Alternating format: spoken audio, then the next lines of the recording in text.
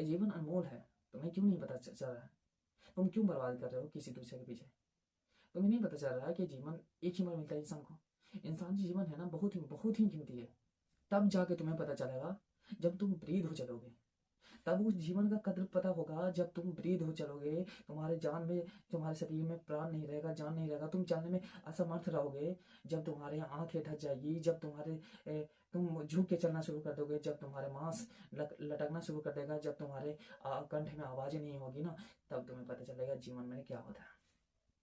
एक तरह से समझो कि जब जब बूढ़े हो जाओगे ना, जब तुम्हारे शरीर में जान नहीं रहेगा ना, जब मरने वाले रहोगे ना, जब खटिया पकड़ लोगे ना, तब उस समय पता चलेगा कि जीवन किसे कहते हैं। उस आखिरी व्यक्ति से जाकर पूछना जब वो मरने वाला है, जब खटिया धर लिया है ना, जब उसके शरीर में जान नहीं है, जब उसके हाथ मुंह में दांत नहीं है, तब जाकर उससे पूछना कि जीवन क्या होता है, और उसे सीख लेना कि जीवन कैसे जीना होता है। अब उसे पूछना कि अगर तुम आपको दोबारा जीवन दिया गया, उस बूढ़े इंसान से पूछना जो मरने वाला है कुछ समय के बाद, तो उस इंसान को पूछना कि अगर आपको दोबारा जीवन दिया गया तो आप इस जीवन को कैसे जीना पसंद करोगे, या फिर से कैसे जियोगे?